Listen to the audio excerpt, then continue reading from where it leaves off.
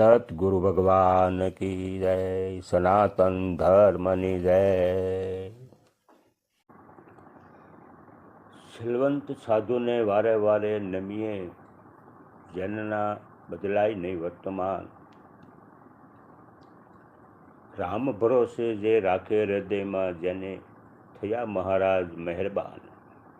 એવા સંત ગંગા સતી તેમના અંગત શિષ્ય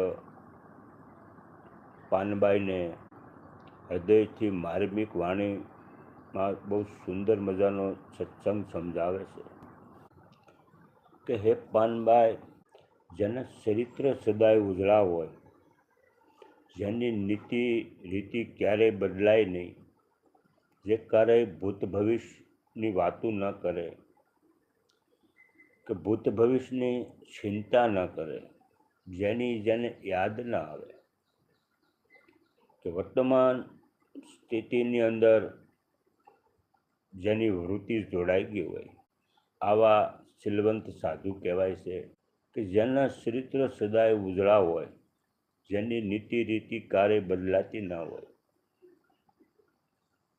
એવા શીલવંત સંત સાધુને હંમેશા નમન કરજો, જે ભગવાન ભરોસે રહેતા હોય, જે પરમાત્માની કૃપા જેની ઉપર ઉતરી હોય, જે અજાસક થઈને રહેતા હોય, જેના નયનોમાં સતત સ્નેહ સરવાણી વહેતી હોય, તો સંતોને ભગવાનનું સ્વરૂપ માનવું એ સંસાર રૂપી સાગરને પાર કરવામાં પણ સમર્થ હોય। આ અદ્ભુત શબ્દો છે સંત ગંગા સતીમાના। આવા વિરલ સંતો કોઈ મહાવિદ્યાવાનની પદવી ધરાવતા ન હોય, પણ તેમના શબ્દોમાં ઉચ્ચ કક્ષાનું તત્વજ્ઞાન જોવા મળે છે। કોટી કોટી વંદન છે માં ગંગામાં કહેશે કે યોગી થવું હોય તો સંકલ્પને ત્યાગો અને આદરો તમે અભ્યાસ। જેને યોગી થવું છે, જેને પરમાત્મા સાથેની જે લગ્ન છે, જે પ્રેમ છે, યોગી થવું હોય તો સંકલ્પને ત્યાગો। હવે યોગી કે યોગ પ્રમાણે જે આપણા કર્મ છે, યોગ કર્મ કરવા, સમજી વિચારીને કર્મ કરવા, જે યોગ હોય, કર્તવ્ય કર્મ હોય, એને યોગની વૃત્તિમાં લાવી અને કર્મ કરવું, અને જે દૃઢ નિર્ણય કરીએ છીએ એમાં સંકલ્પ વિકલ્પ નહીં ઉઠવા જોવે। સંકલ્પ વિકલ્પ આપણા જે દૃઢ નિર્ણય છે એમાંથી ભટકાવી દેશે કે હરિ ભાળવા હોય તો હિંમત રાખો, જેનો પરિપૂર્ણ સર્વમાં વાસ છે। તે રજોગુણી તમોગુણી આહાર ન કરવો, સપને ન કરવી આશ। રજોગુણી તમોગુણી આહાર ન કરવો। રજોગુણી એટલે આપણે રાજસી આહાર કહેવાય। તીખું હોય, ખાટું હોય, મસાલાદાર હોય, તળેલું હોય, જે ટેસ્ટમાં આવતું હોય, ટેસ્ટફુલ મસાલાવાળું હોય, અને રજોગુણી કહેવાય। આવો આહાર નહીં કરવો। તો તમોગુણી પણ આહાર નહીં કરવો કે વાસી હોય, કે દારૂ હોય, માંસ મંજીરા હોય, આપણી પ્રકૃતિથી જે વિરુદ્ધ આહાર છે, આ તમોગુણી આહાર કહેવાય। આવો આહારને છોડી દેવો અને સત્વગુણી આહાર કાયમ કરવો, જેથી થાય બંને ગુણનો નાશ। સત્વગુણ એટલે સાત્વિક આહાર કરવો, સાદું ભોજન જમવું, શરીરને અનુકૂળ આવે એવું ભોજન જમવું। અને સત્વગુણમાં ભેદ છે મોટો, એક શુદ્ધ ને બીજો મલિન। હવે સત્વગુણમાં માં ગંગા સતી એમાં ભેદ છે મોટો, એક શુદ્ધ અને એક મલિન છે। સત્વગુણ એટલે શું અને મલિન સત્વગુણ એટલે શું? કે ઈશ્વરના માર્ગોમાં ચાલવા માટે જે આપણા મંદિરે જવું, દર્શને જવું છે, નિસહાયની સેવા કરવી છે, નિસહાય હોય એને આપણે સહકાર રૂપ બનવું છે, ભૂખ્યાને ભોજન કરાવવું છે, આ બધા જે આપણા ગુણો ધાર્મિક છે, પૂજાપાઠ કરવી છે, માળાઓ ફેરવવી છે, આ જે બધી ક્રિયા જે છે એ ક્રિયાની પાછળનો હેતુ જે છે એમાં આપણને આધ્યાત્મિકમાં કાંઈ લાભ થાય, કંઈક ભગવાન સુખ શાંતિ આપે, કંઈક પુણ્ય મળે, જે કંઈ મળવાનો જે કર્મ આપણે સાત્વિક કર્મ કર્યા છે એની પાછળનું જે ફળ મળવાનું જે આપણી ઈચ્છા છે, જે ઈચ્છા છે એ જ મલિન સત્વગુણ કહેવામાં આવે. નિષ્કામ ભાવથી કરેલું કર્મ આ શુદ્ધ સાત્વિક કર્મ છે.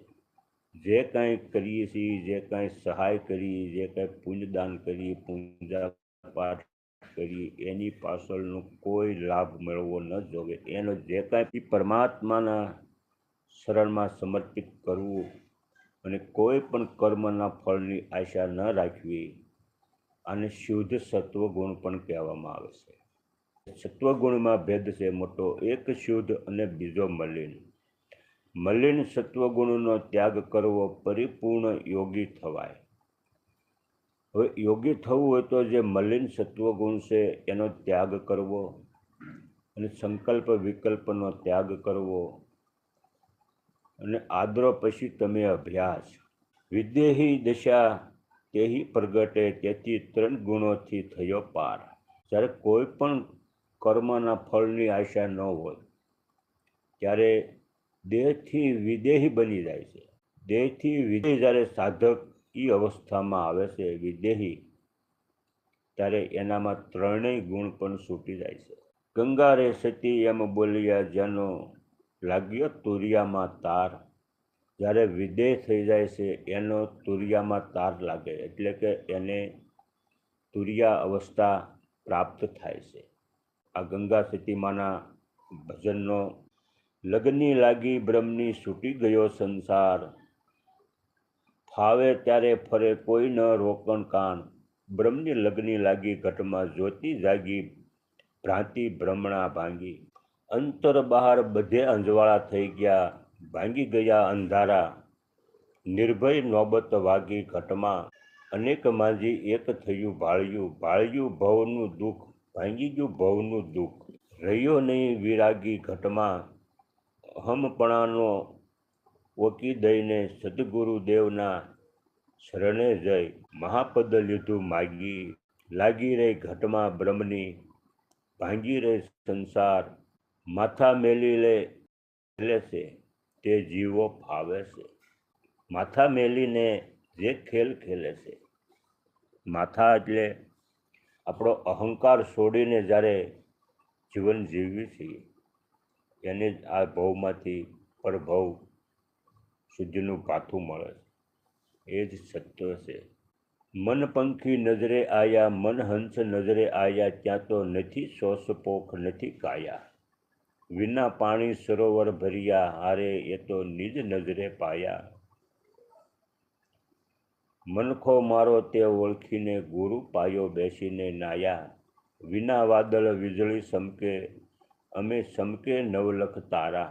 આ જળમળમાં મહુલા વર્ષે, વર્ષે અમૃત ધારા. વિના મૂળે થ્રુવર રસ્યો, તેના ડાળ નજરે ન આયા. વિના ડાળે પંખી બેઠું, આ તો બોલે અગમની વાણી. અગમની વાણી. 52 બજાર અને 84 સોટા, કંચલ મોલ નહીં કિનારા. મોલમાં મારો સદગુરુ બિરાજે, દોય કર જોડી આસન દિયા. બેની મને ભીતર સતગુરુ દેખા. ઘડી ઘડીના ઘડિયાળા વાગે અને વાગે 36 રાગ.